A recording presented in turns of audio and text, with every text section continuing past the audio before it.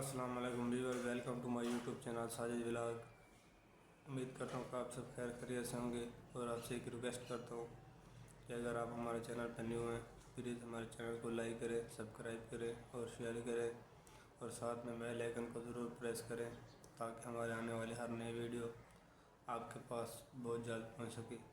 जैसा कि आपको पता है दोस्तों कि मैं पहले भी आपको इन्फॉर्मेशन की वीडियो देते रहता हूँ, तो आज मैं आपको बताने लगा हूँ हाउस एंड फायर। इसका मतलब है आतिश ज़दा घर या जलता हुआ घर। तो इसकी हमें हिफाजती तदबीर कौन सी करनी चाहिए, हमें अगर आग लगी हो तो किस तरह उसको बुझाना चाहिए और इसे किस तरह से महफूज रहना चाहिए और हमें दूसरों की मदद करनी चाहिए, किस तरह दूसरों की मदद करनी चाहिए।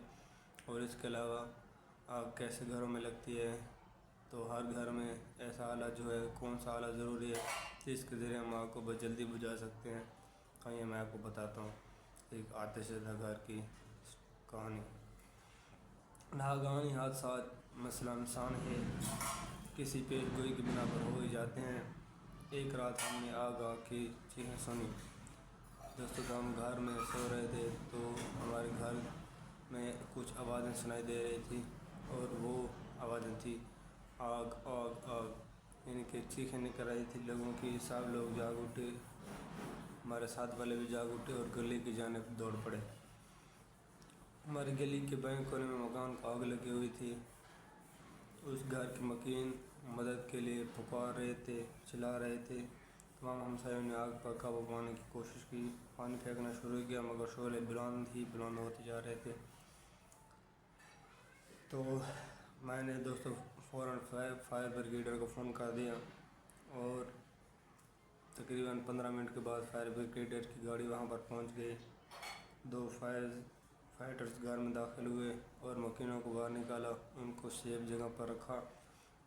वो 30 मिनट में आग को मुकम्मल तौर पर बुझाने में कामयाब हो गए, क्योंकि दोस्तों उनके पास जो पानी होता है उसकी स्पीड इतनी ज़्यादा होती है कि वो आग पर काबू पा लेते हैं।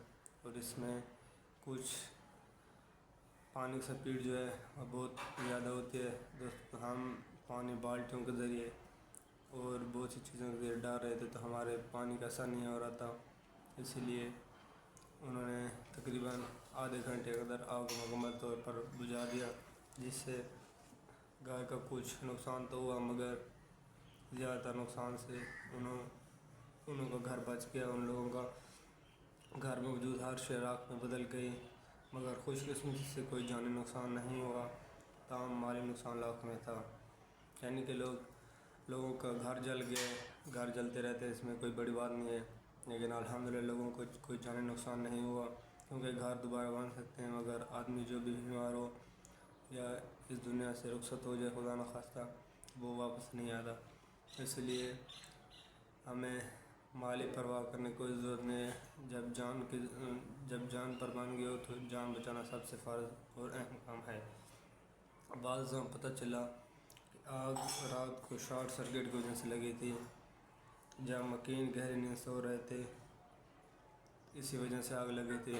और दोस्तों बाज़ औक़ात इस तरह भी बन जाता है कि हम रात को गैस इस्तेमाल कर रहते हैं और लाइट चली जाती है, तो कभी कभी हम गैस को सही तरीके से बंद नहीं कर पाते, जिसकी वजह से वो गैस सारी रात को थोड़ा थोड़ा इस्तेमाल होता होता कमरे में प्रेशर बन जाता है। चूँकि सर्दियों का मौसम होता है तो गैस एक प्रेशर में इकट्ठा हो जाता है और जैसे ही रात का कुछ पहर होता है तो वो ऑक्सीजन की कमी हो जाती है, जिसकी वजह से बहुत से लोगों की इस तरह मौत हुई है।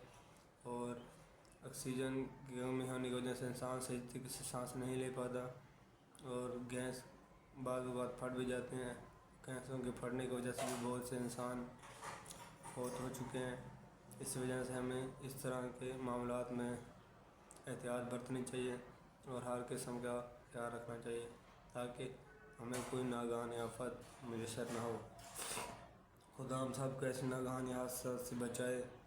और अगर किसी दोस्त के यहाँ या किसी हमसाये के यहाँ आग लगे तो हमें फ़ौरी उसकी मदद करनी चाहिए और उनको किसी सेफ जगह पर पहुँचाना चाहिए, आग से निकाल लेना चाहिए और फ़ौरी इमदाद मुहैया करना चाहिए ताकि लोगों की सेहत का तहफ़्फ़ुज़ हो सके।